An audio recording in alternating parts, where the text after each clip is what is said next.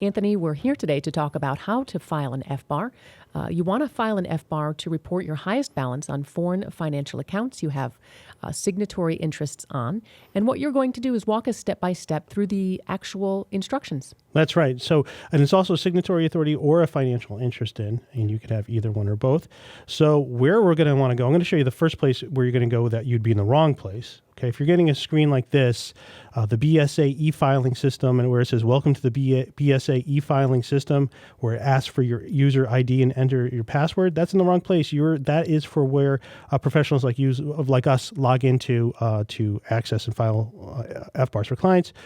If you're an individual looking to file one yourself, this is the page you're going to want to be on. You're going to see the BSA e-filing system. We'll have this link for you. So that's where you're going to want to see. You're going to see two selections. You can see which way you want to do it. Now, what happens is most people go and do the online form because there's some reasons why. But we recommend that you use a PDF form because you can save this PDF if you never need to make changes later on. So it's something we recommend. Now, what happens a lot of times, and this is very common with a lot of forms, is your web browser will try to open up this PDF form in a browser, and you're going to get something that's going to frustrate you a little bit. And it's going to look like, where is it? Here. It's going to look like this. It's going to say, please wait if this message isn't eventually replaced by the proper contents of the document. Anyway, here's the thing. You need to open it in Adobe Reader. Okay, that's the important thing. However you get that done, that is the important thing because it's going to be very different. It's going to look very different than what we have there. Now, let me get into our Adobe Reader. And here we go. We have the Adobe Reader FBAR form. Okay, and so we're going to put in. So we're going to just start. This is the form that we want. So it says we're going to put in Smith FBAR 2013. We're actually we'll just do 2015. And first thing it does is it asks us if it's being filed late to select the reason for filing late. Well, we're assuming that your 2015 is on time. It's due June 30th of 2016. Of course, next year, those are going to be changing to the date your tax return is due. It gives you a few different reasons why you're filing late. Forgot to file, did not know I had to file, thought account balance was below reporting threshold, did not know my account qualifies as foreign, account statement not received in time, account statement lost, late receiving missing required account information, unable to obtain joint spouse signature in time, unable to access BSA e-filing system, other, provide explanation below. Now, missing an old FBAR might be a simple thing where you're just filing it, but there could be reasons where you might want to go through a streamlined program or an offshore disclosure, depending on what your reasonings are. We're not going to get into that too much. We're just more or less talking about filing an on-time FBAR form here. So that's our home. Now we're going to go with filer information, and we're going to put in year-end 2015. Here's something, if you are amending, and this is really why it's nice to save this as a PDF, because if you do ever make a mistake on an FBAR, you always can amend it, and you get a, you got to put the date in correctly. There we go. And then you'll have a prior report for your BSA identifier. Your first part is part 1. You type a filer, individual, partnership, corporation, consolidated, fiduciary, other. Kind of is a little odd if a FBAR is to report a signatory authority. How does a corporation have a signatory authority? Well, a corporation can have a financial interest in something. So will tend to be an individual can really only sign something. Corporations and partnerships are rather not an entity of their own as individuals.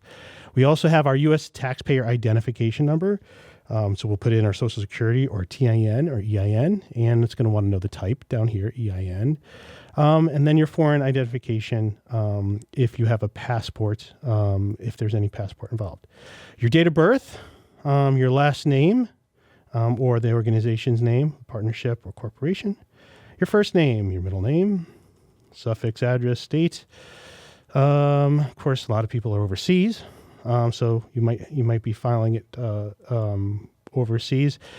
For line 14A is if you have any financial interest in 25 or more financial accounts. In a way, it actually can get easier if you do have 25 or more because you could just give us a consolidated report as opposed to having to enter all of these line by line, field by field, which, as we'll see, it does sort of get somewhat onerous. Having 24 accounts is sort of the worst possible thing. Then we're going to click over to, we are on, that was filer information. Now we're going to talk about financial accounts owned separately and joined, and we're going to put in our account value here. And one of the things is you want to make sure if the account did make interest that you put the interest in there. And then here, right here, if you actually don't know, you could put maximum account value unknown. So that's helpful. That does happen in situations. People actually don't know what it is. They have an idea that it's over a certain amount of money, but they don't know the precise number.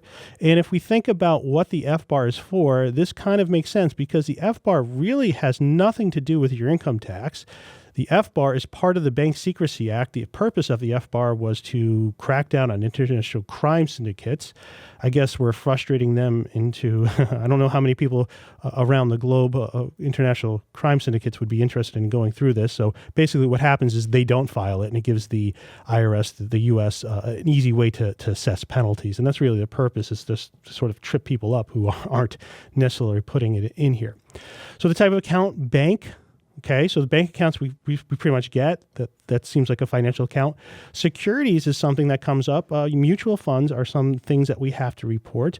Bonds, anything's in a brokerage account, we have to. A stock that's held, if you're actually holding a stock certificate, that's not something that does go on an FBAR. But there are a lot of things like foreign life insurance is something that goes on.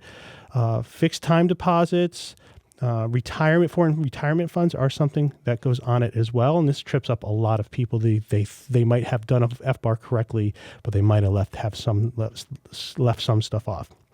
Account number or other designations. Sometimes you don't have an account number, so just put an unknown for certain thing. And then we have our other tab for no financial interest, and we go through. Let me just get down here. This is for where you have a signatory authority, but you don't have financial interest in the account. Let's say that you are handling a custodian account for a client of yours. This is where this would come into play. And it's not your money, but you're signing things on behalf of a client or maybe on behalf of a corporation. This is where this would come into play. Now, what's sort of not so helpful about this and sort of the invasiveness of this and how it is harming some people, U.S. persons around the world, is it wants to know the owner information. So it's not yours, but whose is it, right? But a lot of times the person who owns the account doesn't maybe want to disclose that to the U.S., especially when the person isn't even a U.S. person. But that is what's required. And so many U.S. persons are no longer able to be custodians because this is information they do have to share with the IRS. Now we have where you are filing a consolidated report in part 5, and we are going to have your account values, same sort of things, organization name. Most individuals won't be filing this. And then the signature information, you go back to the home page, and then you'll hit sign the form here. Then you'll hit save. Okay, now you have it saved. All right, great. Now we're going to want to go back to the BSA website. And thank you for that message, honey. And we'll go back to here. We'll start now. And we prepared it, so now we want to submit the FBAR. So we're back here. We've prepared it, so now we're going to submit it. Okay, so now you'll put in your email address, confirm your email address, first name, last name, your phone number, and then you'll select it to upload. When you send it in, you're going to get an email back, and it will have that number of your filing. Remember on the first page we said if you were going to amend a previous one, this is where it will show up on the. It's not the home page. I think it was filer information.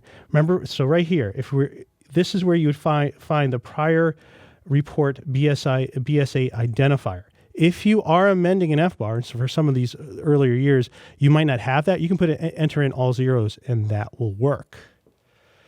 And I think that wraps up how to file an FBAR for an individual. All right. And if you are concerned that you might have missing or partially correct FBARs, bear in mind that the penalties can be pretty severe. There are disclosure programs. It can be a little confusing. We suggest you get legal advice on how to handle that. If you need assistance, you can contact us. Visit us at IRSMedic.com. IRSMedic, the law offices of Parent LLP, real tax attorneys for tough tax problems.